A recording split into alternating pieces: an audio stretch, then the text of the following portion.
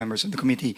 I think for former Undersecretary Cabral, I just want to inform the body that I officially accepted the courtesy resignation of Undersecretary Cabral 2 nights ago. And I believe, Mr. Chairman, that I think she wrote a letter. No, she informed me by message late last night that she had written the committee to inform her of that, to inform the committee of her of the acceptance of her courtesy resignation, and thus I think requested not to attend. But of course, even if she is now just a private citizen and no longer part of the DPWH, I'm sure if the committee will require her to attend, she still must attend. But now no longer as a official of DPWH, but as a private citizen. Thank you, Secretary Dizon, for the information. Mr. Chair, I don't think her resignation will shield her from her responsibility. There are personal questions that we need to ask her. More particularly, Mr. Chair, your own expose, I still recall in your last privilege speech, her text message to Senator Soto is very damning. I mean, it is something that we need to properly process. It is something that is probably within the heart of the system of DPWH. So kahit na mag-resign po siya, it will not matter to us. There are personal questions that we need to ask. Salamat po. And the chair agrees. So if there is any motion to issue a subpoena and or subpoena duces tecum, then we'll put it into a vote. Yes, Mr. Chair, I move that former Yusek Cabral be still invited to appear before this committee. Invited or issue a subpoena? Or issue a subpoena. Better, Mr. Chair. Any objection? I second the motion. Properly seconded. So ordered. Mr. Chairman, if I may po, just to... Yes, please, Secretary. Consistent with this po, we have also made public that while former Undersecretary Cabral is no longer with the DPWH, we have been very clear in the new leadership of the DPWH that this does not in any way stop us from continuing our internal investigations on finding out who should be liable for the clear crimes that have been committed against our people. So we will continue that investigation regardless of whether she or any others will no longer be part of the DPWH. Thank you very much, Mr. Chairman. Thank you. Some administrative announcements. Secretary Dizon and the AMLC representatives present here asked the chair to be excused by noon time. So if there are questions that will be addressed to them, kindly ask the questions before 12 noon. Thank you very much. So Senator Pangilinan is recognized. Mr. President, I just conferred with the Vice Chairman. We are exchanging slots. He will go first and then I will follow. Chairman of the committee is recognized. Thank you, Mr. Chairman. As Vice Chairman of this committee, let me state at the outset, this investigation would not have been necessary had the concerned agencies simply did their job. The truth is they did not. What we see here is negligence, if not outright complicity, that allowed this flood control anomaly to thrive. Nobody lifted a finger. Nobody fulfilled their mandate. Nobody cared. As if corruption has already become the norm in this country. Or is it not? Is it? Is corruption normal in this country? This is what this hearing is all about, to come up with a law so this will never ever happen again. Let me start with the GPBB. Are you here? The Government Procurement Policy Board? Can you come forward, please? I have some questions for you. Yes, please, kindly come forward and take your seats. Na-administer na sila.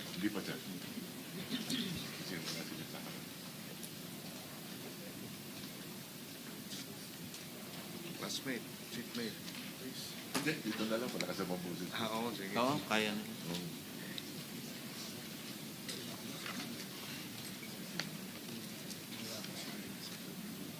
And also, do we have the representative from the Bureau of Internal Revenue here? Committee Secretary? Yes, Mr. Chair. Thank you. Sige, pati ano yan sa GP po. Sige, sir. Go ahead. Tell me, sir. Kindly stand and raise your right hand. I already have. Okay, thank you. All right, thank you. Please proceed. Can you identify yourself, please? Resource person. Good morning, Mr. Chair, honorable members of the committee. I'm Maria Ginesha Rivera Guillermo. I'm actually the officer in charge of the Government Procurement Technical Support Office. I'm as well as an appointed Deputy Director General, Your Honor. All right. Based on the data, Mr. Chair, from the Philippine Center for Investigative Journalism, among the top 15 contractors that have been named by the President, the following had a poor, unsatisfactory contractor's performance evaluation. Tama po ba? Nagbigay po kayo ng ilan? Tama po ba itong report ng PCIJ, itong SunWest, Legacy, EGB, Equiparco, MG Samidan, LRTK Builders, ay ilan lamang at High Tone at Real Road Edge, ay ilan lamang sa mga kontratista na may poor or unsatisfactory contractor's performance? Mr. Chair?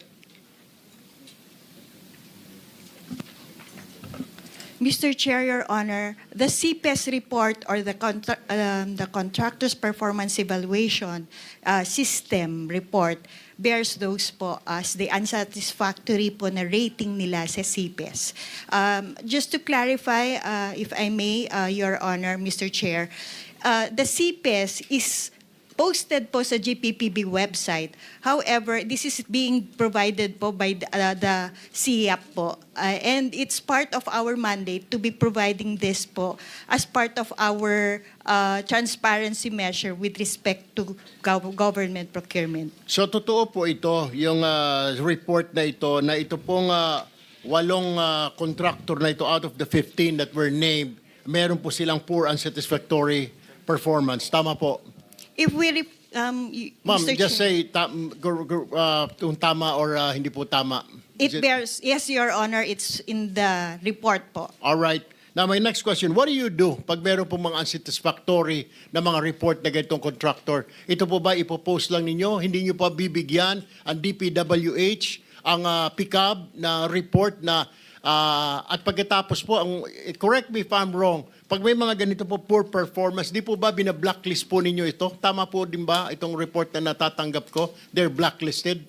Mr. Chair, Your Honor, may I clarify po that the CPES report is prepared by the CIAP. Okay. And then the CIAP is actually having a lot of CIAP implementing offices, which of course they have to accredit. One of which is meron po ang DPWH na tinatawag po nilang CPES unit po, implementing unit. So they do this, the report is coming from them, it's being consolidated and given to the PDCB, the Philippine Domestic Construction Board. And then, binibigay po yun na copy sa amin, sa GPPB TSO, as part po, kaya po pinopost din po namin yon. Ngayon po, when it comes now to the rating, we do not do the blacklisting because this is the part po yan ng procuring entity. Now, if I may explain further po, what's the purpose of the CPES rating insofar as the procurement law is concerned?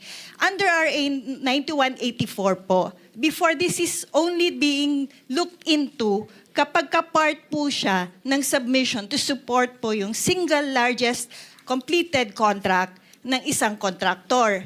Meaning po, kapag magbibid po sila, yun po ay hinihingi as part po ng SLCC, yung sinusuportahan po niya. Pero, hindi po yun automatically na tinitingnan. Kasi kung halimbawa nag-submit din po yung ating bidder ng notice of yung acceptance, then our certificate of final acceptance, then that is only an alternate, an option po yung CPES. But under now sa ating procurement law, NGPA, 3 bagay na po na ginagamit na po yung CPES. Although even under RA 9184, it's already basis for blacklisting. But the blacklisting is at the end po yun ng procuring entity. So that's the ground po for blacklisting under even RA 9184. Now, under RA 12009, it's now being considered as one of the ways to determine po yung eligibility, capacity po ng ating subcontractors. So nire-require na po yun as part of the submission if there would be any subcontractors. Number 2 is the same pa rin po as supporting document din po siya ng single largest completed contract, pero hindi po siya yung automatically, option po siya. Kasi kung nakapag-provide naman po yung ating yung bidder for that project ng kanyang certificate of final acceptance, then they are able to no longer look into the CPES. Pero third, which is also very strengthened under RA 12009, is the requirement na yung CPES po could be the basis for blacklisting. But as I would emphasize, it's not GPPB Technical Support Office nor even our GPPB who's doing the blacklisting, Your Honor, Mr. Chair. So kayo nga ang nagba-blacklisting. No, Mr. Chair. Sino po ang nagba-blacklisting sa mga it's- kontraktor na ito na may poor unsatisfactory performance? It would Which be the agency? procuring entity. It would be the agency, Mr. Chair, Your Honor. You mean to say the DPWH, is that correct? Yes, Mr. Chair, Your Honor. All right. Thank you. Let me go to the Department of Public Works and Highways.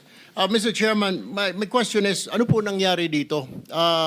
DPWH, Mr. Chair, bakit hindi po natutunugan na blacklisted po ito, poor and satisfactory performance, o meron pong itong mga slippage kung tawagin? Bakit nakalusot lalo na po itong sila Diskaya? Napakadaming proyekto dito, napakadaming poor and unsatisfactory performance, Mr. Chair. Maraming salamat po, Mr. Chairman, sa napakaganda at importanteng tanong. Yan din po ang tanong natin nung tayo po ay pumasok sa DPWH nitong nakaraang 2 linggo. At to give you a straight answer, Mr. Chairman, tingin ko po, ito pong mga CPES na ito at iba pang mga safeguards at iba pang mga dapat gawin ng ahensya ay hindi po ginagawa nitong nakaraan. That is the simple answer.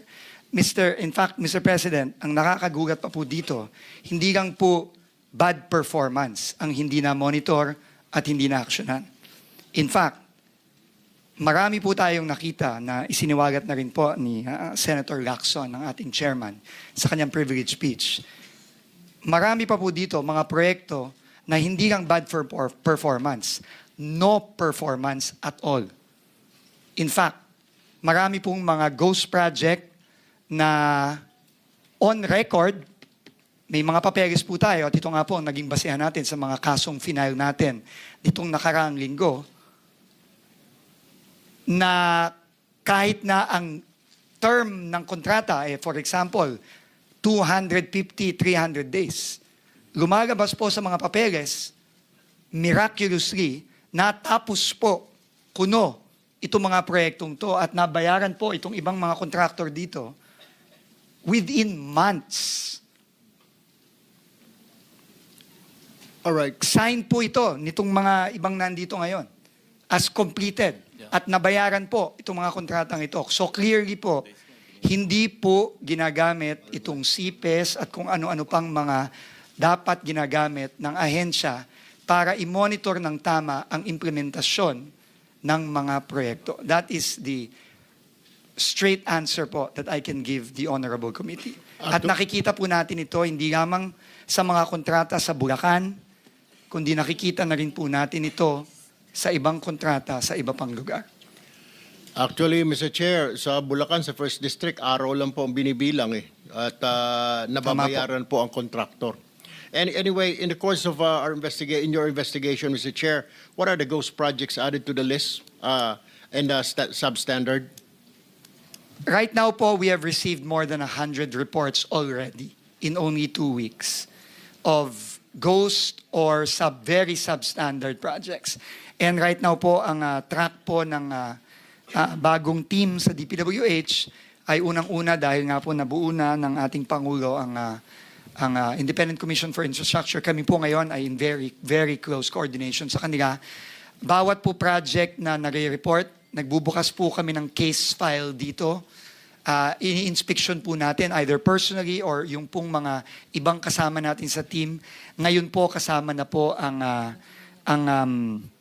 members at team ng ICI, lalong-lalo na po ang special advisor ngayon ng ICI na si ang mayor po ng Baguio City, si Mayor Benji Magalong. So, ganun po ang ginagawa natin at kapag nagbi-build up po tayo ng kaso, kada proyekto, ini-inspect po natin, chine-check ang records at pag meron pong nakitang klarong anomalya, either ghost o napaka-substandard at napatunayan po na meron pong mga kontraktor na nabayaran na kahit na hindi pa tapos or non-existent ang proyekto, immediately po bumubuo na po tayo ng kaso na either ifa-file or in this case po na nabuo na po ang komite, ang komisyon, pinapasa na po natin sa komisyon. All right, Mr. Chair. Bilisan na lamang po natin ang pagsasagot. Ano po, Mr. Chair, kasi po marami po pong nakapila at only Pasensya na po, Mr. Chair. 2 minutes and 39 seconds. No, I understand po because you're explaining it properly. Ang tanong ko lamang po kasi, so, will you agree with me na may collusion po talaga? Yung mga dating opisyal na DPW simula sa taas hanggang sa baba, hanggang sa mga district engineer, project engineer, nakikipagsabuatan sa mga kontraktor para kumita. Absolutely agree, Mr. Chairman. All right. Ito yung sinasabi ko, Mr. Chair, na marami tayong ahensya na dapat, kung ginawa ng trabaho lang ng GPBB, ginawa ng DPWH ang trabaho nila, may iwasan po ito kaagad eh. May mga stopgap measures eh. Kagaya po sa DPWH, nandyan po yung tinatawag na Bids and Awards Committee, nandyan po yung Technical Working Group, na pwedeng harangin po kaagad na, oops, may red flag pala ito. Uy, teka muna, meron mo pala ito mga substandard, meron pala ito mga ghost project, dapat di na po pinapalusot. Tama po ba? Dapat doon pa lamang po napigilan na. Tama po, Mr. Chairman. Alright, let me go to the, nandito po ba ang SIAP? May representative po ng SIAP or PCAB? PCAB. What did you do? Meron po kayong mga listahan galing po sa SIAP. I'm sure binibigyan kayo ng SIAP na listahan, sabi ng GPBB, ng mga unsatisfactory, poor performance sa mga kontraktor. Bakit patuloy pa rin at hindi nakakansela ang lisensya? What is the reason? The list, Your Honor, is given to PDCB, the Philippine Domestic Contractors. Kindly identify yourself. I'm Pericles P. Dakay. I'm the chair of PCAB, Your Honor. Former chair? Chair. Yeah. Former. Is he the For- former chair? Okay. So, alam ho ninyo, under po sa Republic Act 4566, may kapangyarihan po kayo na mag-imbestiga at aksyonan ang anumang mga kontraktor o isuspende, i-revoke ang kanilang lisensya. Tama po ba yon? Yes, Your Honor. Alright. Bakit hindi nga po nasuspende, patuloy, lalo na po itong mga diskaya, nakakuha pa ng bilyon, daan-daang bilyong kontrata? What did you do? We act, Your Honor, when there is a complaint that is forwarded. So, to our kung wala pong complaint, hindi po kayo kikilos. Tama. Dahil walang complaint, hindi kikilos. Though meron po kayong katibayan, may report na na poor performance yung kanilang trabaho, substandard, hindi po kayo kikilos. No, Your Honor. There was no report that was forwarded to us regarding substandard performance from. Hindi kayo binigyan ng SIAP dahil the GPBB is saying na galing sa SIAP yung mga report ng substandard? Or are you lying? No, I'm not lying, Your Honor, because Kasasabi lang po ng GPBB kanina na galing sa SIAP. Under kayo sa SIAP, di po ba? Yes. Dapat po kayo po nag-iimbestiga rito. Bakit hindi po? that's the Philippine Domestic Construction Board, Your Honor. Kaya nga po, hindi kayo binibigyan ng kopya na SIAP. No, Your Honor. Hindi kayo binibigyan. O siguro kasi busy lang din kayo sa paghahanap ng proyekto sa gobyerno.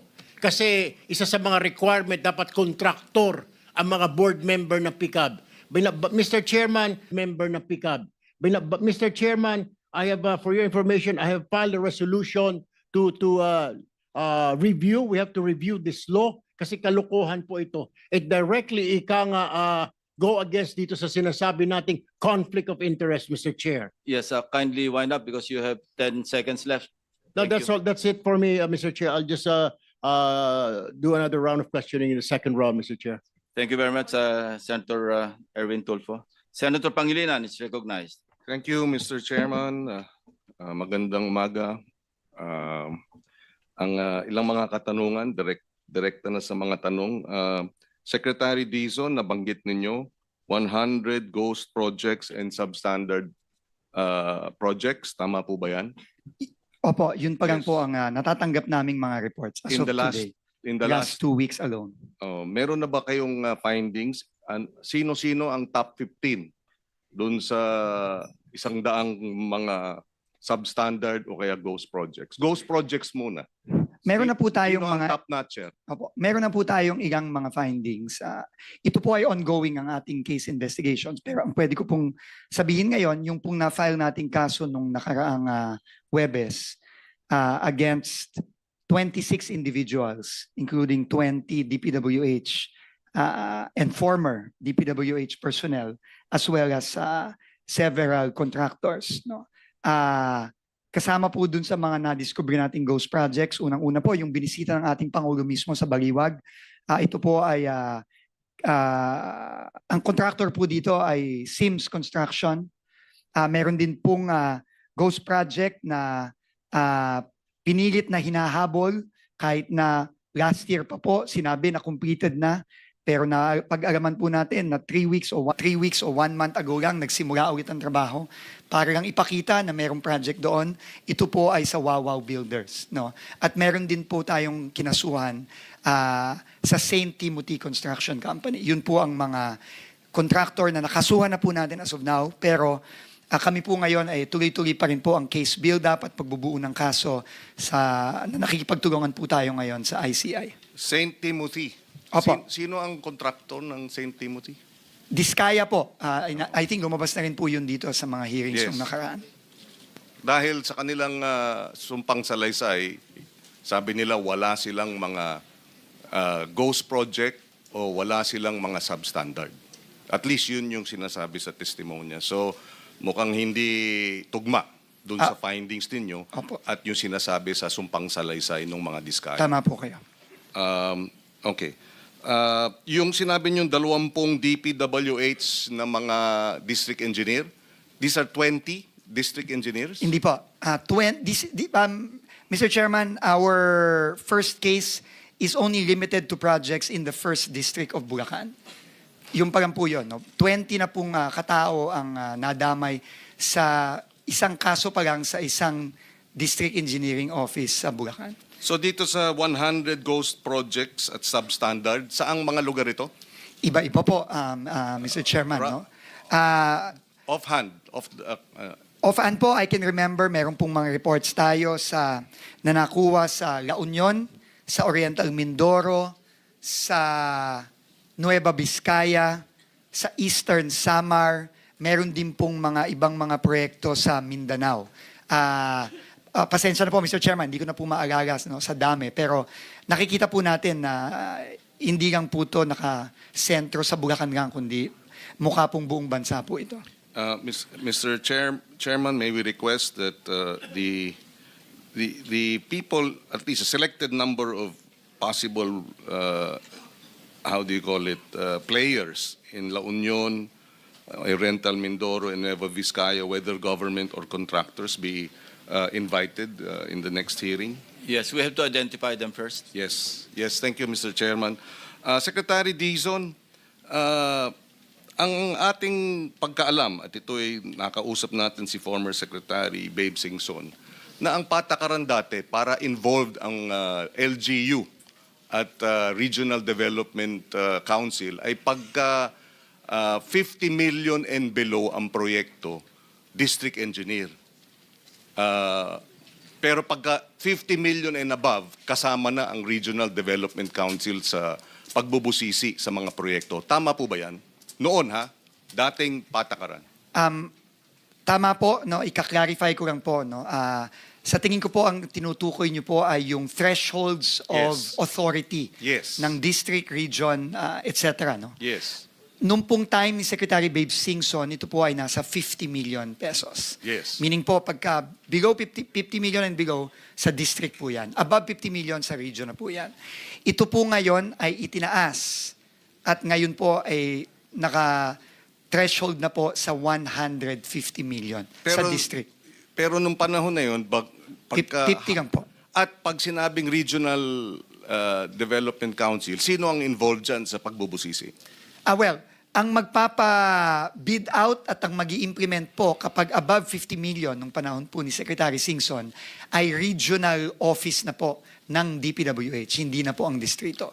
Pero ngayon po, tumaas na po ang mga thresholds na yun. Yes, pero hindi ba pag regional office, saan ang involvement dati ng mga probinsya, ng mga local governments? Meron ba?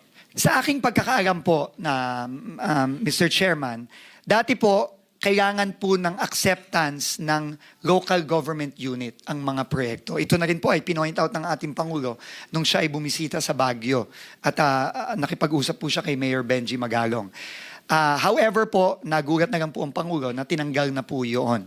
Sino nagtanggal nun? Inaalam ko pa po kung kaninong termino sa DPWH tinanggal. If you will allow me po, I will get back to the committee on that para po ma-establish natin kung anong date ito tinanggal para malaman po natin kung sino po ang secretary nung panahon na yun. At ano ang pagkakaiba pag regional ang nagpapasya at district engineer ang magpapasya? Which worked better in your opinion? Ano ang mas magandang proseso o mas maayos na proseso? I'm not in a position pa po to say which is better and which is not. But what I can say po, Mr. Chairman, is meron pong inherent flaw sa nakikita nating sistema sa DPWH. Kasi po, lalong-lalo na dito sa mga proyektong inaaral po at binubusisi ng committee ngayon, madalas po, or in fact, most of the time, hindi po ito dumaan sa Local Development Council, hindi po ito dumaan sa Provincial Development Council, at hindi din po dumaan ito sa Regional Development Council. To quote po si Governor Bons Dulor ng Oriental Mindoro, nung kasama ko po siya at nag-inspect kami doon, para na lang daw sumulpot parang kabuti itong flood control project sa Nauhan, sa sarili niyang bayan, hometown po niya yon, na hindi man lang ho dumaan sa Provincial Development Council. And in fact, nakakagulat pa ho at nakakashock. Kahit ho building permit from the municipality of Nauhan ay hindi kumuha yung contractor na gumawa ng project sa Nauhan for flood control. Ito po ay sinabi po sa akin mismo ni Governor Bons Dulor. Muli, dating patakaran yun, kinukuha ang building permit na hindi na itinuloy. Alin ang basehan? Ano ang basehan para hindi na kumuha ng building permit? Sino ang nagpasya dito at bakit pinagpasyahan ng ganito? Kung hindi man may masasabi ngayon, we want to know who made that decision because there is accountability here. Na sabihin hindi na kailangan ng building permit mula sa pamahalang lokal. Dahil maliwanag, pagka gano'n na ang usapin, mukhang pinipwera ang mga kung sino-sino man na dapat may kinalaman dahil baka pagkasama yung iba, hindi matutuloy itong mga ghost project, hindi matutuloy itong mga substandard. So may accountability dyan. Who decided? And when was it decided? We would like to know that. If you cannot answer it now, Secretary Vince, perhaps, not perhaps, may we request that this information be forwarded to the committee? Opo, we will do so, Mr. Chairman. But if I may just say, ang pagkuha po ng building permit, hindi po ako abogado, pero ito ay requirement under the law for any civil works project, whether government or private. Kaya po ako talaga ay nagulat na meron palang proyekto ng gobyerno mismo na hindi kinukuhanan ng building permit galing sa local government. No? Dahil requirement po yan sa ating building code. No? Pero aalamin ko po kung meron pong official na dokumento na isinuspinde o pinagbawal ito. Okay, maraming salamat. Sa usapin naman nung warranties, nabanggit ito ng Pangulo na dapat habulin. Whether ghost project, substandard, may mga warranties yan na dapat kolektahin, hindi ba? Yung performance bonds. Dahil yan, kailangan ibalik. Ibig sabihin, wala mang kasong, tama ba yun? Wala pang kasong kriminal, maliwanag na merong substandard. You have about 1 year, 3 years, and 5 years, depending on the project cost, hindi ba? So, ano na ang ginagawa ng DPWH tungkol dito sa paghabol at isole yung mga performance bonds ay kunin na ng gobyerno, pati yung mga warranties? Tama po kayo. And how much is involved here? Do you have an estimate? Ano yung base doon sa initial findings nyo na 100 ghost project, magkano ang dapat ibalik sa gobyerno para mabilisan? Ihintayin natin yung kaso, tama lang, criminal cases, but itong performance bonds, dapat makumpiska na o kaya maibalik na. Tama po kayo. Nagpapasalamat po tayo sa ating senator na ginabas po niya ito at the President po completely agrees. Hindi po pwedeng ganun-ganun na lang na pag may ghost o substandard, kailangan po maibalik ang pera. At marami po sa mga proyektong to, kailangan ayusin. No? At hindi po pwedeng gobyerno po ulit ang maglalabas ng pera dito. Kailangan po ito ay makuha sa mga warranties. Nag-initiate na po ang ating bagong legal team ng procedures para bawi ang warranties. Most of the warranties for the flood control projects, if not all, are 5 years, Mr. Chairman, under their contracts. So pwede pa po nating habulin, lalo na po yung mga proyektong wala pang 5 taon. No? At yun po ang gagawin natin, ini-initiate na po natin yan. As to the amount, hindi ko po masasabi, pero nag-a-add up lang po na nag-a-add up to, but all I can say is this is up to the billions, maybe the tens of billions. At kung nationwide po ito, hundreds of billions. Kasi dapat silang parusahan sa kasong kriminal, pero dapat din silang parusahan dun sa financial na merong bonds na dapat sumagot dito sa, at sinasabi ninyong tens of billions ang kailangan isole. So doon pa lang, sabi nga nila, you hit them where it hurts. Excuse me, Senator Kiko, yes. kindly wind up. You have 4 seconds left. Ay, okay. Maraming salamat, Secretary. One last question kay Ginoong Diskaya. Dahil dun sa kanyang testimonya na sabi niya 2022 ang mga proyekto. Bakit 2022 2003 pa? 2003 ba? Kayo gumagawa ng proyekto sa DPWH. Kindly respond, and after that, we'll recognize the next interpellator. Thank you. Your Honor, kaya po namin nailista at 2022 lang po kasi yun po yung sinabi po ni Presidente, mahal na Presidente Marcos po, na report po niya. Kaya doon po kami nag-base sa report po about po sa invitation po. So, ibig sabihin... Senator Bramakino is recognized. Just take it up. Oh, okay. Second round. Thank you. Okay. Thank you, Mr. Chairman. Most of my questions are for Secretary Dizon. So unang-una, Secretary Dizon, good luck with your new role. Mabigat siyang trabaho. We hope you can really get to the bottom of this scandal.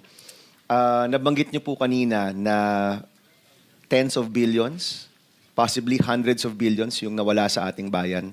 Abot ba tayo ng trillion? Or it depends how far we go back?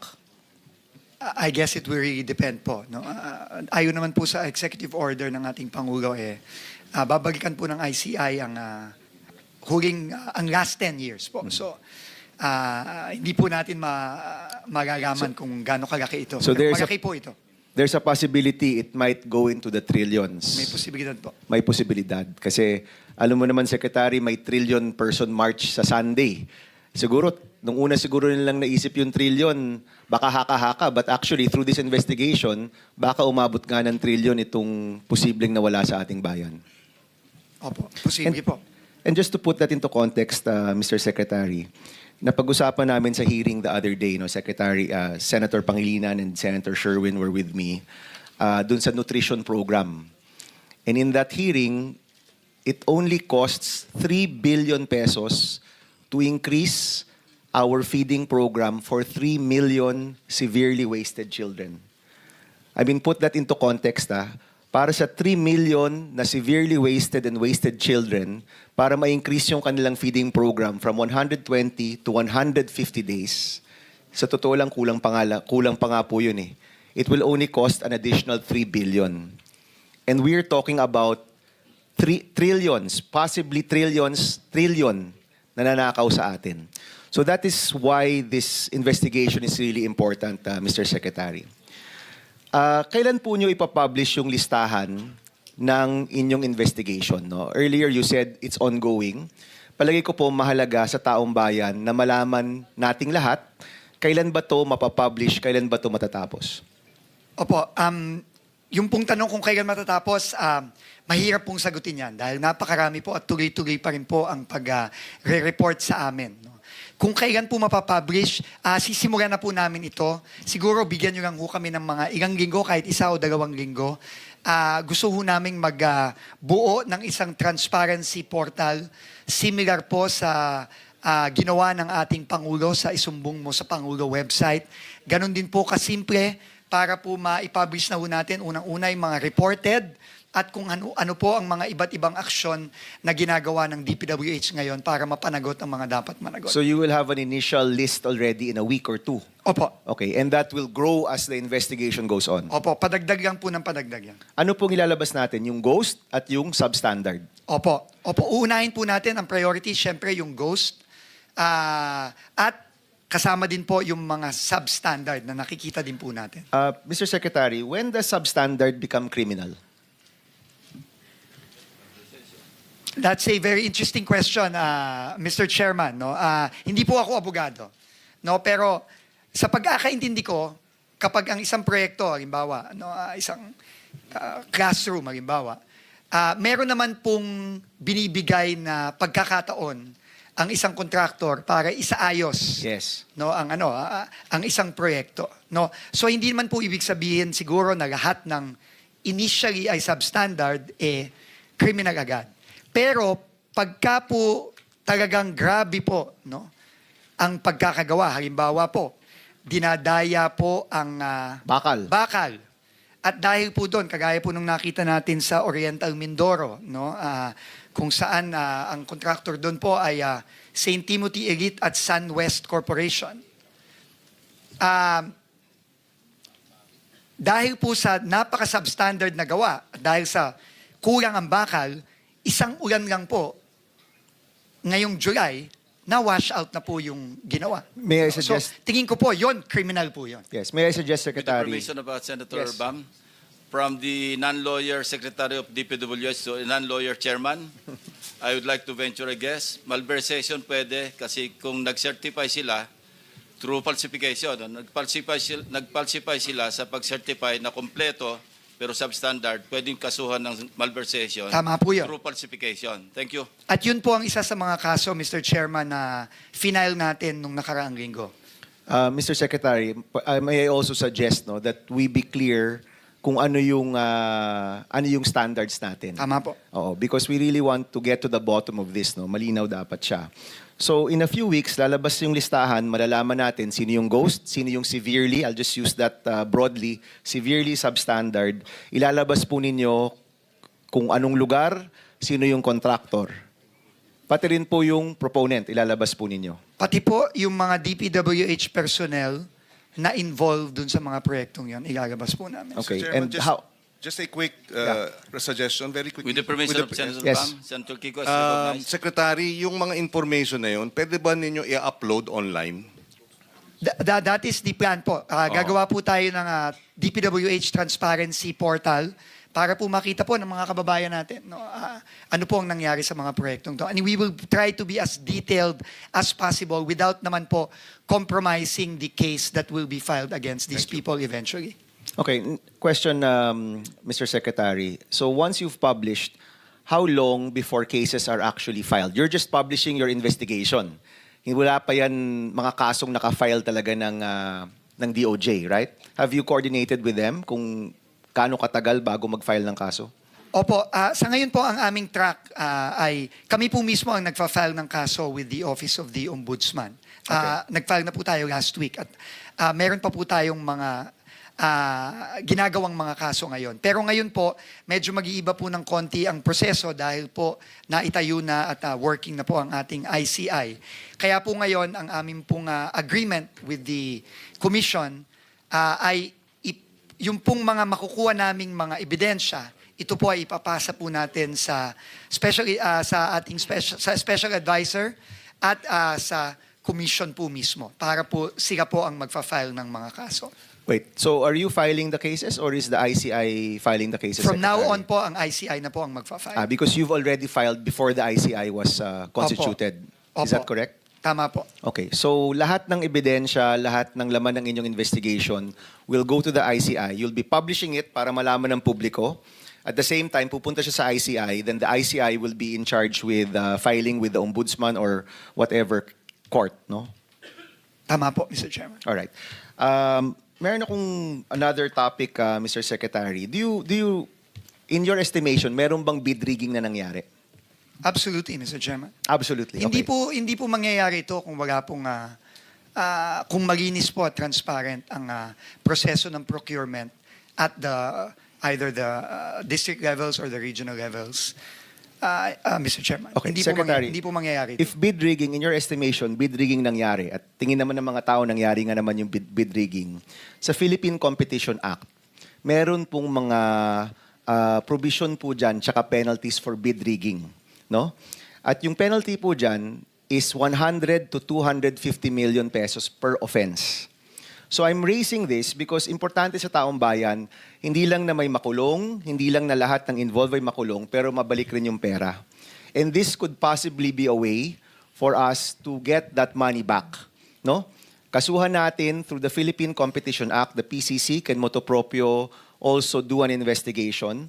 Pwedeng kasuhan ng bid rigging yung mga contractors, i-fine sila ng hundreds of millions of pesos, baka sa dami ng offense, umabot pa yan ng billion, at makuha natin yung perang kinuha nila sa bayan. No? So may I make that suggestion? Because so far, hindi pa napag-uusapan yung bid rigging dito sa mga offenses na nangyari. And just to state, no, it was the Chancellor of MSU who is a competition expert who mentioned this to our office the other day. So isa pa po yung posibleng idagdag na ofensa dito po sa mga nangyari. And if the offenses, umabot ka ng billions, baka may chance nga po tayong mabalik nga yung perang yan at mapilitan po yung mga involved na magbenta ng kanilang mga ari-arian, magbenta ng mga assets para makuha po natin itong nawalang pera. Mr. Secretary. Mr. Chairman, I absolutely agree po. In fact, yung dun sa big rigging po, tatlo po yung kasong final namin last week. No? Violations of the Anti-Graft Corrupt and Practices Act, malversation through falsification of public documents, and pangatlo po, violations of the Government Procurement Act. Kasama na po dyan ang bid rigging. There are other penalties in the Philippine Competition Act. I absolutely agree po. And if you ask my opinion po, lahat po ng pwede nating ibatong kaso sa kanila, dapat gawin po natin para hindi lang po mapanagot pero maibalik po ang pera ng taong bayan. Thank you, Mr. Secretary.